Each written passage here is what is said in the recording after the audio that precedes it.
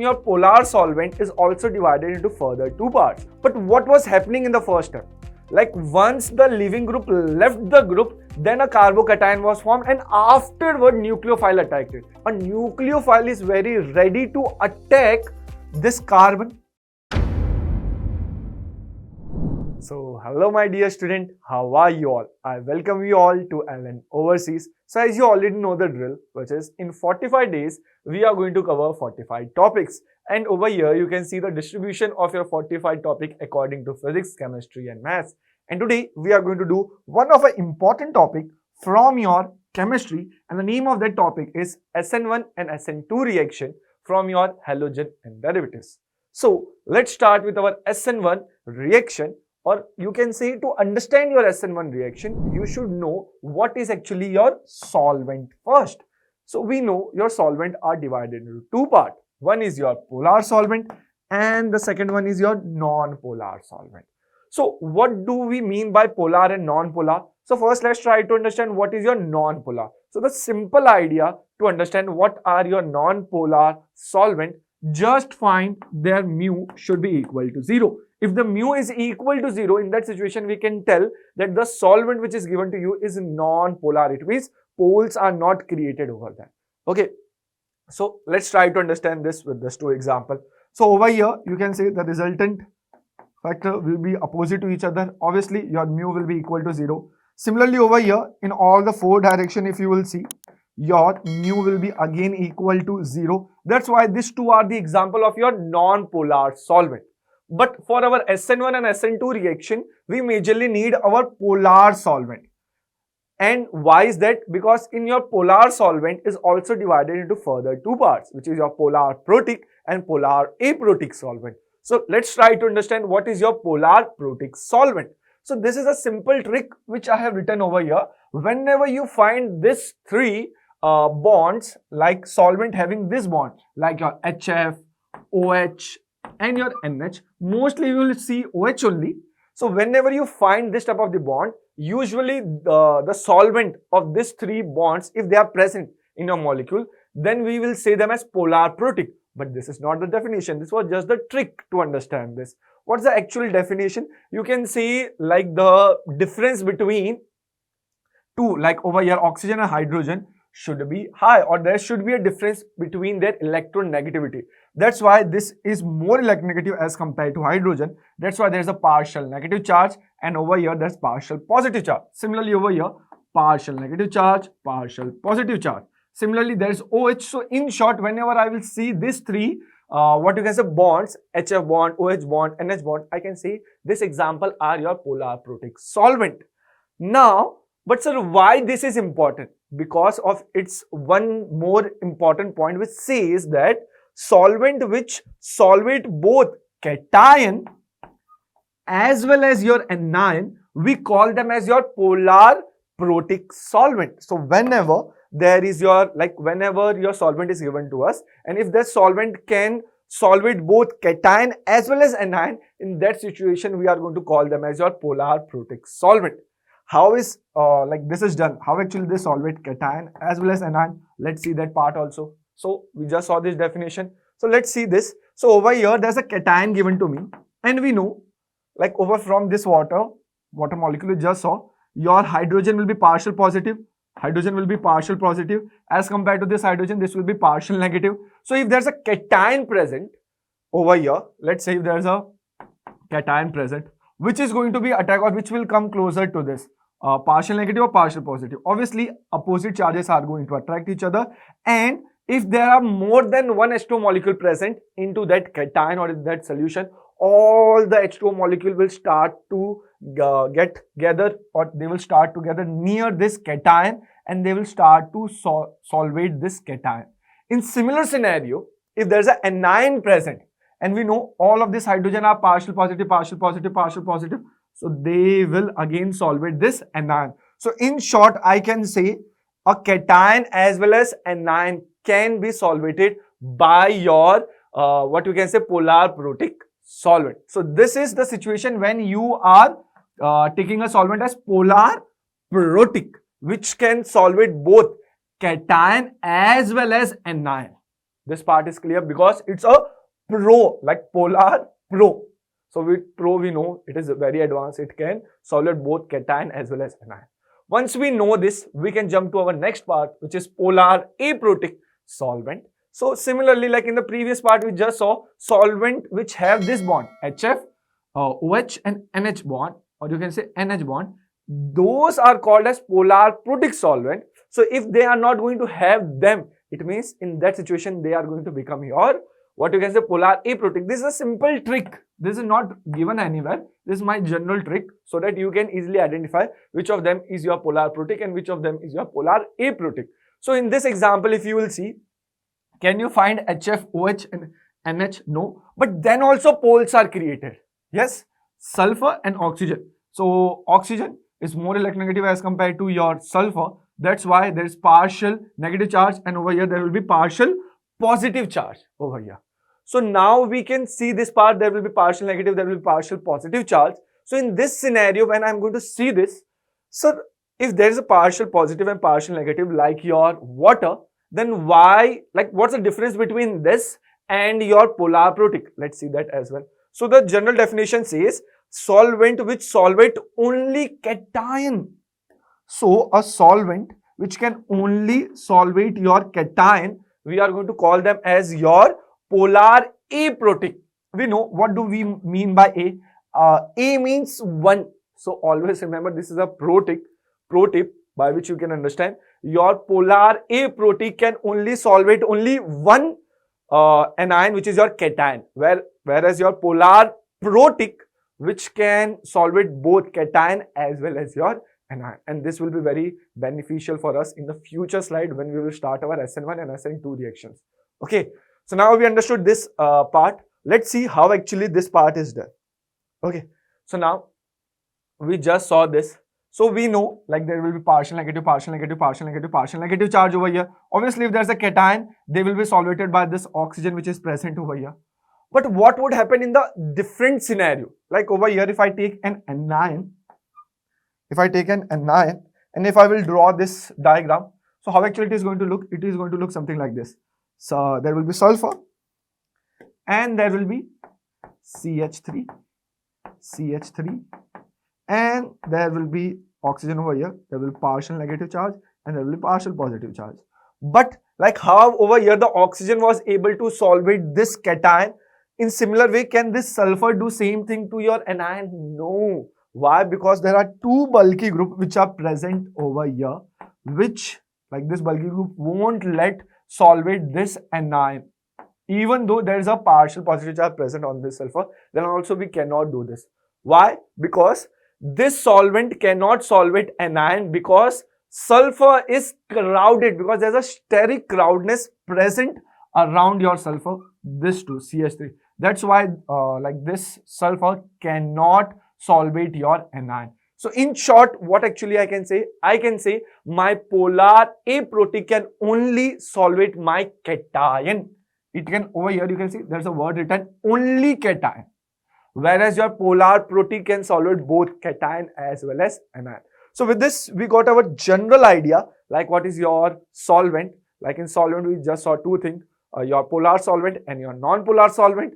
And your polar solvent is also divided into two parts, your polar protic and polar aprotic. So we understood this part. Now we can jump to our next part, which is this part. So over here, you can see the example of your polar aprotic also. So over here in this example, you can see there is your DMSO, there is your DMF. So DMSO means dimethyl sulfoxide, dimethyl formide. So these are just initials part. Just see D, your M, then your F. So these are few example of your polar aprotic which you can keep in mind. And over here you can see there's sulfur and oxygen. There's carbon and oxygen. In this situation, if you will see, there's again carbon and oxygen. There is phosphorus and oxygen. So the tip which I gave you at the beginning, like which molecule should be there, it is followed over here also. Okay. So now once we are done with this, we can directly jump to our SN1 reaction. So in your SN1 reaction, so like if you will see this reaction, this is a general reaction which we are going to understand in detail. What is given to us over here? Just see, So there is a nucleophile, there is an RL group, and there is a solvent. So we just understood what are your solvent. Next, this will be the product. So sir, what is actually happening over here? Sir, what is this L over here? What is this R over here? So over here, this is your an hydrocarbon, and L can be any living group. Like, because if we are going to do this in your halogen and derivatives, over there, usually your living group will be your halogen part. But it can be anything and the same reaction will be followed. So there are two types of the reaction, like I told you. There is your SN1 reaction and your SN2 reaction. Okay, so let's first see what is your SN1 reaction in detail. So point by point we are going to understand. So the first thing, what is going to happen over here, this R and L, what is going to happen over here in the first part, RL bond breaks, then living group will leave after taking electrons from the sigma bond. So over here you can see there is a sigma bond. So there will be 2 electrons over here. So these 2 electrons, after breaking the bond, this 2 electron will be taken by this living group, and this is going to leave it. There will be a lone pair present over here, and there will be a negative charge. Because this was taken from the R, there will be a positive charge. Because this is made from your carbon and hydrogen, usually we are going to call this as your carbocation, because a positive charge is formed over here. So this is your first step. What happened in your first step? First step, living group leaved, and then there was carbocation formed. As soon as a carbocation is formed, the nucleophile get excited because it has a negative charge. What does nucleophile means? They are ready to give it their lone pair to make a bond over here. So over here in the second step, what is going to happen? In the second step, nucleophile will attack on the carbocation formed. So a carbocation which is formed over here, a nucleophile will attack over here, and a compound will be formed, R and U. That's why over here you can see R and U was formed, and living group was also formed over here. So this was the general idea. First step was this, where the living group left your RL, and in the second step, as soon as the carbocation was formed, like R plus, in that situation nucleophile attacked this, and we got your R and U plus L minus, where L minus is your living group, where your NU is your nucleophile. Now there are few important points which we have to keep in mind. Let's see. Here a carbocation is formed as a reaction intermediate in first step. So this was your first step, yes. So over here you can see this is formed as your reaction intermediate. And next point. So first step is called as your rate determining step, because over here the intermediate was formed. So if my first step is my rate determining step, what's the next point I can say? I can say over here the rate will be equal to K, and these are the reactant which are present, and how much are they present? How much RL is present? It is only 1. So I can write its power is actually 1. And because over here what is actually happening? Like, these are the 3 general points which we understood. What was happening? Over here there is a nucleophilic substitution is happening, and what's the order of the reaction? It is 1. That's why the name of the reaction come nucleophilic substitution reaction of your order 1, in short SN1 reaction. So therefore it is called as nucleophilic substitution of first order, in short your SN1. So now we got how actually we got our name SN1. Now there are few important characteristics point which we have to keep in mind. Okay, so let's see the first point, which is your rate of the reaction. Like we just saw, the rate determining step is your step number 1, where your carbocation was formed.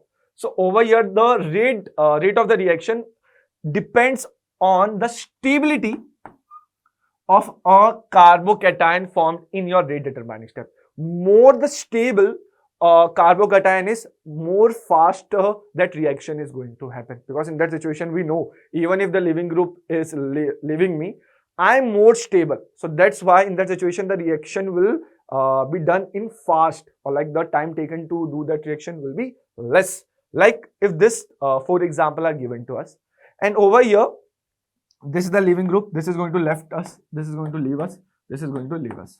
So there will be a positive charge over here, there will be a positive charge over here, there will be a positive charge over here, and like this is the general idea. Like this is your R over here, okay, this is your R, this is your R. In this situation this is your R, and this situation this is your R. So this is R and L. L is your chlorine, chlorine, chlorine, chlorine. Okay, so R, L, R, L, R, L. Now just tell me, over here there is a positive charge, over here also there is a positive charge, positive charge, positive charge. So all of the 4 are your carbocation, Now just tell me which of the following carbocation is more stable over here. Obviously the fourth one, like this is your first, second, third and fourth example. So out of first, second, third, fourth, which carbocation is more stable? Obviously the fourth one. Why? How many alpha hydrogen are there? 3, 3, 3. So total 9. Then after that there are 6. Then there are 3. Then there is nothing. So in short, and one more thing is there, which kind of reaction can I tell? I can tell this is, which kind of compound is this? I can say this is your 3 degree, this is your 2 degree and this is your 1 degree. Okay. So in short, if I want to write the stability, what actually I can write? I can write fourth will be the most stable, then the third, then fourth, then the second, then your first. So first is the least stable carbocation and fourth is most stable. So this is your answer, yes or no? 4, 3, 2, 1.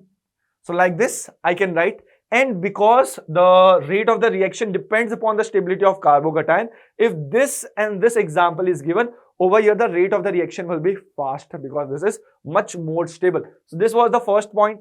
Now we can take one more example over here. Like if this example is given to you, in this situation also, again this whole part will become your R. So first thing that you have to do, you have to make your carbocation. Always make your carbocation, and first understand this will be your leaving group, leaving group, leaving group, leaving group, positive, positive, positive, positive. So if there's a positive charge over here, this will show plus M effect, CH3 plus H effect, and O2 minus M effect, and there won't be any. So in this situation, if this is your first, second, third and fourth, so try to give the answer which of them will be more stable over here. So a positive charge is more stable by plus M. So obviously my answer will be first, then my second, then my fourth, because positive charge will be less stable in presence of your minus M. This is your minus M. So what is my answer? More stable is first, then second, then fourth, then your third. So this is my answer. So like this, I can write the rate of the reaction, where the rate of the reaction will be more, which reaction will be more faster, if I know the stability of your carbocation. So these are the example of your RL. So now we understood this part. Now the next point, which is your point number 2. What does this point say? This point says rearrangement of your carbocation if possible. So for your carbocation, if there is a rearrangement possible, we are going to see that part. So let's see that. So over here, if this example is given to you, so what, like obviously over here, this is your leaving group, this is going to leave the compound, and over here there will be a carbocation form. So obviously our water will attack over here and we will get the product, but that will be wrong. Why? Because in this situation, we can rearrange this carbocation and we can shift it to that position where it will be more stable. So in this situation, the rearrangement of your carbocation is actually possible. That's why whenever in your question, if there is a possibility of your rearrangement of your carbocation, in that situation, we are going to shift it. Like if we are going to shift this carbocation from here to here, like this, in this situation, this will be more stable. And once it at this position, now your water is going to attack. So how actually your water is going to attack? This lone pair will be donated over here, and a bond between this carbon and this oxygen is going to form, and this is going to look something like this. So what about this like positive charge over here? Because when a lone pair is donated over here, your positive and negative will get neutralized and there would be any charge over here, and because oxygen is donating, there will be positive charge on your oxygen now. And we have already seen this, and now this positive charge will be taken outside by transferring your hydrogen out of this, and the final product will be something like this. Yes or no? So we are going to remove this, and obviously at the beginning we removed this Cl and there is H plus. That's why over here we are going to get HCl and this product over here. So if, that's why I told you second point is important. Why? If there is a possibility of the rearrangement of your carbocation, in that situation we are going to rearrange this, and if you will see, if we didn't rearrange the compound, in that situation the final product which you are going to get, that will be different. That's why always see whether the rearrangement is possible or not. If it is possible, then we are going to rearrange this. So now we understood this point. Let's see the next point. So point number 3. What does the point number 3 say? Solvent. That's why at the beginning I told you solvent is very important for your SN1 and SN2 reaction. Why? Because over here if you will see, this is the reaction, and I told you like this is your slowest step where your your R plus and living group is formed. So because if you will see, there's a cation as well as anion present over here. Now there will be wonders which we have to understand. So obviously a nucleophile come over here and it's going to donate its lone pair, and this is the product which is going to form. No problem with that.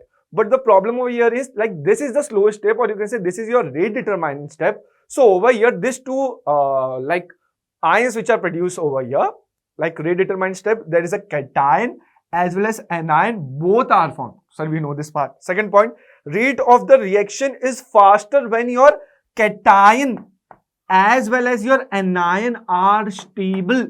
So they should stay in that situation. Let's say if like the cation which is formed, if it is not stable in that situation, will that cation will be formed? No. If the living group which is living and if it is not stable, will the reaction proceed any further? Because if living group is not going to leave it, or like if it is not going to leave this, then obviously there won't be any carb cation, and if it is there's no carbocation, then we cannot perform this reaction. That's why we have to use such type of your solvent which can stabilize both your cation as well as anion, and we know what kind of solvent is that. Okay, so solvent is used which can solvate both cation as well as anion, and that solvent will be your polar protic. Just understand this word pro. Pro means it can solvate both cation as well as your anion. That's why we are going to use our polar protic solvent in this situation. So these are the example of your polar protic. That's why at the beginning only we understood what is your polar protic solvent and what is your like polar aprotic solvent. Once we know this part, let's jump to the fourth point, which is your nucleophile. Obviously the nucleophile which is there, it is also important. So nucleophile should be weak so that it waits till the formation of your carb cation. Let's imagine like this. If your nucleophile is a strong nucleophile, will it wait for the formation of your carbocation? No. That's why the important characteristics for your SN1 reaction, especially for your SN1 reaction, for the nucleophile should be weak so that it should wait for the formation of your carbocation. Okay, then attack as soon as your carbocation is formed, and then your nucleophile is going to attack that your carbocation. Next point, weak nucleophile is generally solvent. Like we will talk about this in the future slide also. Like the weak nucleophile which we are going to use in this type of the reaction are actually your solvent. And what are your weak nucleophile? Like the solvent which we are using, polar protic solvent. Okay. So therefore, SN1 reaction is also called solvolysis reaction because cation and anion both are solvated. That's why many times you will see this statement is also written. And rate of reaction is independent, like this is important point. The rate of the reaction is independent of strength and the concentration of the nucleophile. These are the few important points based on your nucleophile which you should know. Like they can ask you, like true or false question can be there, or they can ask you which of the following four statement is correct, or which of the following four statement the point is not correct. In that situation they can tell you like the nucleophile should be strong for your SN1 reaction. That is wrong. Like for your SN1 reaction, your nucleophile should be weak. Okay. So now let's see the fifth point, which is your stereochemistry. What is the stereochemistry? So basically the product which are produced in the reaction, they can be R or S. So over here, whenever there is your SN1 reaction, you will see the mixture of both R as well as S. How? Let's see that part. So if this is the compound which is there, obviously the living group is going to leave and the water is going to attack over here. But if the living group is going to leave, then there will be a positive charge over here.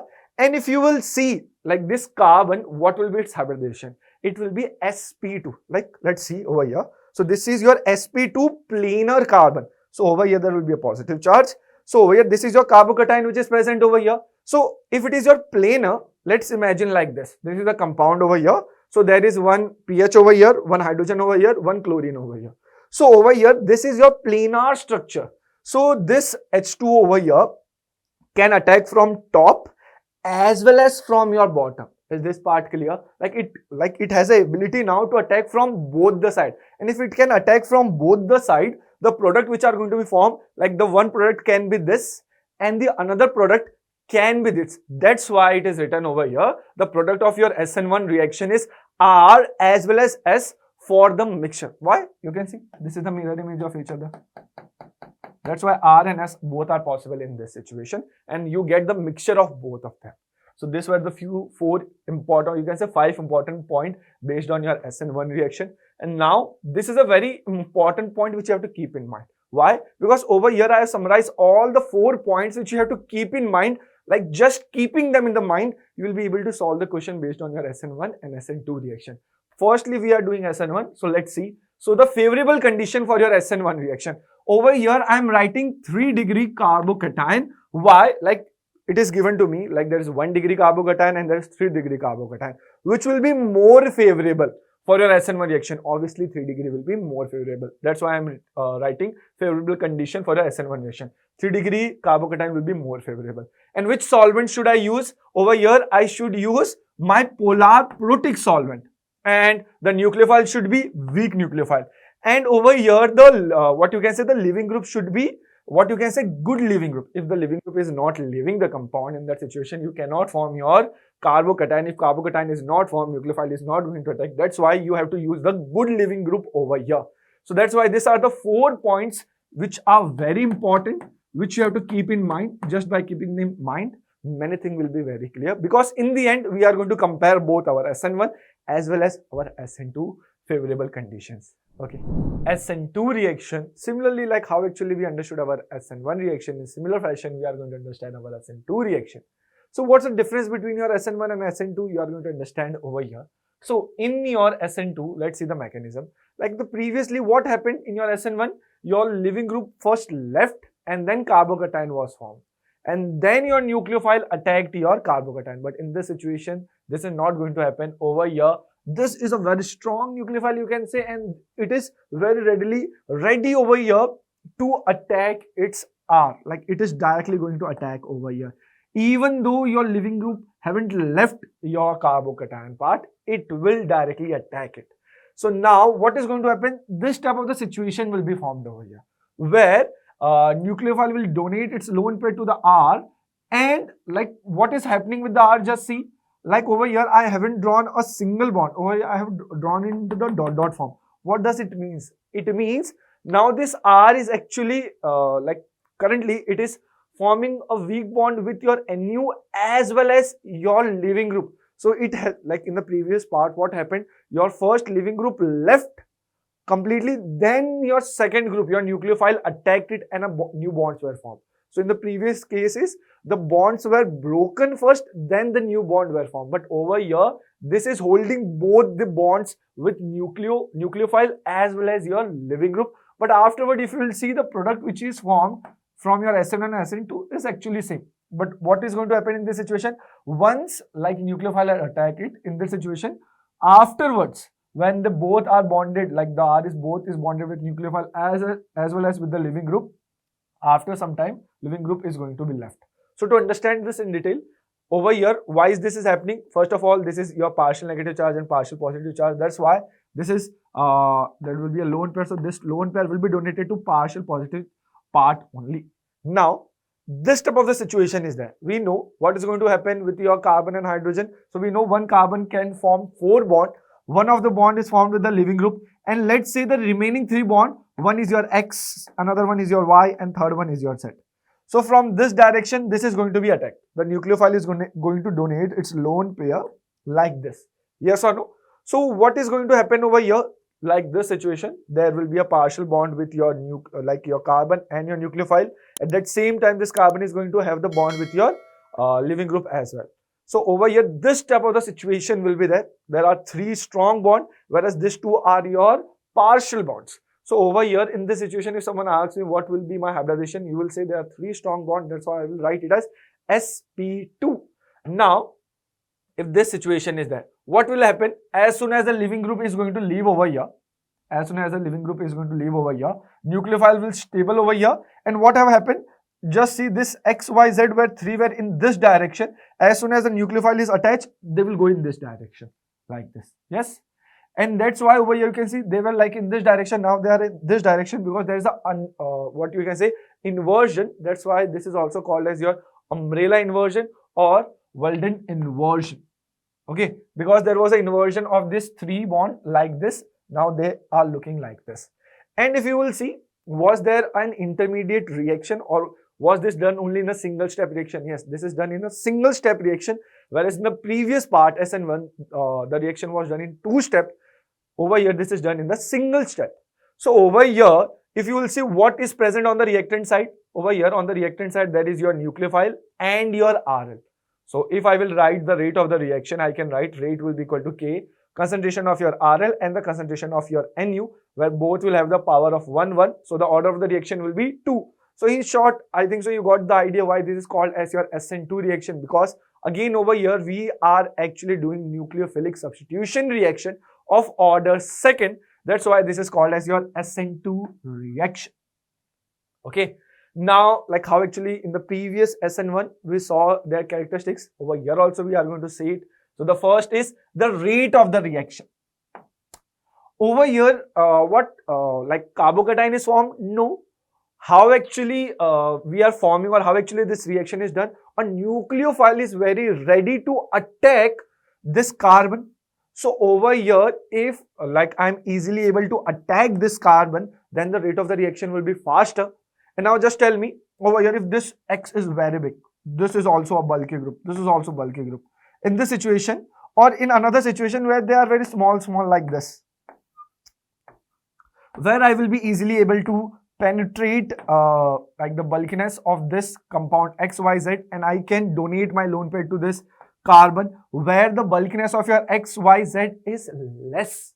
So that's why over here it is written the rate of the reaction is inversely proportional to the bulkiness of your XYZ. So to understand this, let's see an example like over here.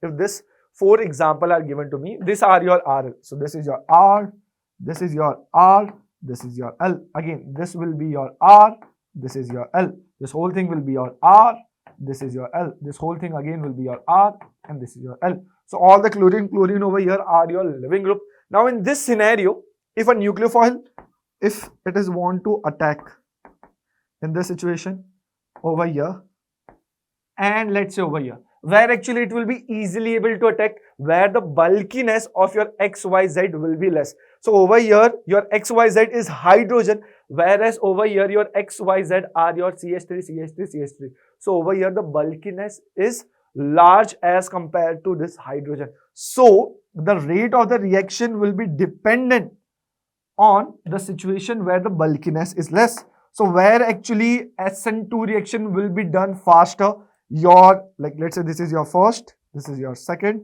this is your third, and this is your fourth. Where the reaction will happen fast, obviously where the bulkiness is less, which is your option 1. So your first option will be fastest as compared to the fourth. That's why I can directly write this answer, which is fourth will be the least and first one will be the highest, like the rate of the reaction will be highest for the first one. So this was the first characteristic of your SN2 reaction. Let's see the next part, which is the rearrangement of your carbocation. So characteristics of your SN2. Now just tell me, like in SN1 the carbocation was formed. That's why the rearrangement was possible. Over here the carbocation is formed? No. If carbocation is not formed in this situation, will there be rearrangement of the carbocation? No. That's why I can directly say rearrangement of the carbocation is not possible because no carbocation is formed. Now let's talk a little bit about your living group also. Over here, I know that there is no rearrangement possible. So next point is, like over here the living group, if let's say there is a nucleophile attached over here to this carbon, but this living group is what you can say is not leaving this carbon. In that situation, can I proceed with my further reaction? No. If living group is not leaving, in that situation nucleophile cannot completely attach with this carbon. So over here, even this situation also your living group should be good living group, because as soon as it is going to leave, in that situation only this the bond between your nucleophile and the carbon will be formed. Okay, so that's why over here the living group should be good. So that good living group means weak base. So over here this 4 are option given to me. That is your Ri, Rbr, Rcl, and there's Rf. Which of the following will be very readily able to leave the group? Obviously, we know this part, or we can say which of the following is a weak base. Directly, I can say your Ri is a weak base. That's why over here I can directly write my answer over here will be this. Yes or no? Over here also you can say fourth will be the least and first one will be the highest over here. Why? Because this will be readily able to leave, and just for your idea also you can see it will be too bulky, so it is going to like very easily to leave it as compared to your fluorine. So now we know this idea. Let's see the third part, which is the solvent. Like in the previous part we saw for SN1, we wanted our polar protic solvent because we wanted to, what you can say, stabilize your cation as well as anion. But in this situation, the first reaction is not there. Over here, what do we have on the reactant side? We have only our anion. And if we are able to stabilize the anion, so will it be readily available for us to attack our carbon? No. So we want such kind of what you can say, solvent which is able to stabilize your cation, not your anion, because our nucleophile over here will be your anion. So if we use some solvent which is able to stabilize this, so this won't be able to donate its lone pair to your carbon. So we have to use such kind of solvent which is able to stabilize your cation but not your anion. And we know one of the solvent. We know like in SN2 nucleophile attacks, so if anion is solvated, then reaction will be less. If anionic part is solvated, then the reactivity will be less. So we will use polar aprotic solvent. I told you A means it can only, what you can say, solvate your cation. Okay, only one part of anion. Now polar aprotic means anion do not solvate, cation solvate. So now let's see the fourth point, which is your stereochemistry of your SN2 reaction. So what is going to happen over here? So over here there will be a nucleophile. This is going to attack to your carbon and your leaving group is going to leave. But over here the one thing which you have to keep in mind, especially for the stereochemistry part for your SN2 reaction, which is like the direction where the leaving group is going to leave, it's from its opposite direction your nucleophile is going to attack. What do I mean by that? Let's understand with the statement which says the SN2 reaction proceed with the inversion of configuration, meaning that the nucleophile attack the carbon atom from the opposite side as the leaving group. So if leaving group is onto this side, then the nucleophile is going to attack from this side, and like because it is going to attack from this side, so then what is going to change over here? Let's see. So the nucleophile attack the carbon atom and the leaving group depart at the same time. We have seen that in the mechanism. This result in inversion, like because this is happening, that's why this result in the inversion. We have also seen that part also, and because of this inversion where the configuration of the stereo center is inverted. So over here you can see this hydrogen is not onto this side, this is onto opposite side. That's why like this is the stereochemistry for your SN2 reaction, which you have to keep in mind, which is just understand this first point, you will understand everything. It says like the meaning that the nucleophile attack the carbon atom from the opposite side of the leaving group, because it is like attacking from the opposite side. So this is going to come and attach over here like this, and this hydrogen will be inverted. So this is what is there in your stereochemistry for your SN2 reaction. So now let's see the next point. So over here, like how actually we understood for the previous part, which was the favorable condition for your SN1 reaction. Similarly, into this point, what actually we are going to understand, the favorable condition for your SN2 reaction. But over here, if you will see why I have written 1 degree, because we know like even if there is no carbon present in that situation, that will be much more favorable condition. This is just for your comparison, like what are the favorable condition for your SN1 reaction and for your SN2 reaction. For your SN1 reaction, we saw if there is 3 degree carbon as comparison to 1 degree carbon, which will be favorable for your SN1 reaction, it was 3 degree. In similar way, if there is an alkyl halide and if there is 1 degree carbon and there is 3 degree carbon, which will be more favorable? Your 1 degree carbon will be more favorable. This is just for our understanding. That's why we are writing this. And obviously over here, there should be your strong nucleophile. Next, your leaving group should be good. And over here, the solvent, like for the favorable condition for your SN1, it was polar protic, but for your SN2, it is polar aprotic. So let's compare both SN1 and SN2 in the single slide, which is very important. Like over here, we are going to compare like both SN1 and SN2 with few points. Like first point, like there are 4 points, like 4 factors which we are going to see. First is your alkyl halide, which I just discussed, which is for SN1, which is more favorable, 3 degree or 1 degree. Obviously 3 degree is more favorable. That's why it is written 3 degree, then 2 degree, then your 1 degree. For your SN2, which is more favorable, 1 degree or your 3 degree. Obviously your 1 degree is more favorable as compared to 2 degree and your 3 degree. This was your one factor. Let's see the second factor, which is your solvent. Obviously there are two solvents, polar protic and polar aprotic. Polar protic, which can like stabilize both cation as well as anion. That's why polar protic is used in your SN1 reaction. Whereas for your SN2 reaction, we are going to use our polar aprotic. So you have to keep this 2 points in mind. When it is pro, it is SN1. When it is aprotic, then it is your SN2. Third point, nucleophile. Obviously, one needs good nucleophile, whereas another one needs your weak nucleophile. So, weak nucleophile is used in SN1 reaction, that nucleophile which can wait for the formation of your carbocation. Whereas in your SN2, we required a strong nucleophile which can directly come and attack. Okay. And the last point, which is your leaving group. So, if you will see, the leaving group for both SN1 and SN2 should be the good leaving group. Because if the leaving group is not good, in that situation, it is not going to leave. That's why in both the situation, for your SN1 as well as for your SN2, we required the good leaving group. And these are the four factors which you have to keep in mind. Like maximum question will be just solved if you know this comparison. So this whole table is very important and you have to keep this in mind. Like you can say this is a summary what we have understood till now. So once we are done with this part, let's see a question based on this, which is actually asked in your JEE. So this is actual JEE question which have been asked.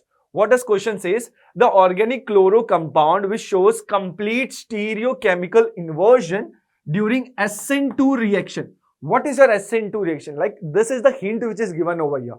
So what they are telling you, the organic chloro compound which shows complete stereochemical inversion during the SN2 reaction. So firstly, we have to see out of the four, which of the following can easily give SN2 reaction.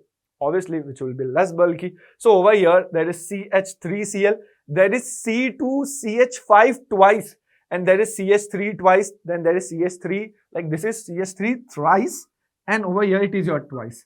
So over here, as comparison to A, B, C, D, which will be much easier over here to like do the reaction in your SN2 reaction. Obviously, your option E.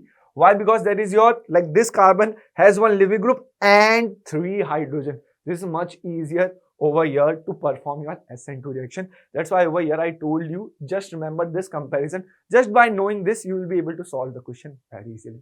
So over here, you can see the answer also, which is the SN2 reaction, the nucleophile attack from the back side resulting the inversion of the molecule, which we just saw. As we move from 1 alkyl halide to 3 degree, like 1 degree alkyl halide to 3 degree alkyl halide, the crowding increases and plus I effect also increases. So this caused the carbon bearing halogen less positively polarized. Basically, we know the answer. This is just the explanation which is given to you. So it is the less readily attacked by the nucleophile. That's why I can say the correct option for this question is your option A. So the correct answer, like it is very easy to find once you know the real concept or the real factors which are going to affect your SN2 reaction. So now let's see the next question. So if this question is given to you, what actually we have to do? And this is also the question which have been asked in your JEE Mains 2019. So you can say these are the actual question which your JEE exam can ask you. So you can see, like just by knowing the important points from your SN1 and SN2 reaction, you can easily solve this type of question. Okay. So in SN2 reaction, like at the beginning only they are telling you, this is your SN2 reaction, the correct order of the reactivity for the following compound. So there are 4 compounds which are given to you and they are asking you what is the correct order of their reactivity. Obviously, that carbon which is less bulky will be more reactive as compared to that carbon which is like bulky as compared to this. Like over here you can see there are 3 hydrogen. There are like over here this carbon has 2 hydrogen and 1 CH3 group, whereas this has 1 hydrogen and 2 CH3 group. And now over here there is no hydrogen, there are only 3 CH3 groups. So obviously this will be more reactive. Just see, so between this and this, like this are the more reactive parts. So option A is wrong and option D is also wrong. Now let's see which is correct between B and C. Obviously there are two, and over here if you will see there is only one. By default I don't have to check further also. The correct answer for this question will be my option C. Like this you can like save your time while solving the question. You don't have to go any further. That's directly you can solve this. Just compare the beginning 4 options and you can easily understand. Okay, so what will be the solution? Obviously the answer which we corrected, which is the reactivity in SN2 is inversely proportional to the steric hindrance. This we understood. Okay, hence the correct order is, you can see, CH3Cl, then CH3CH2Cl, then CH3 twice. Obviously you can see, and so on.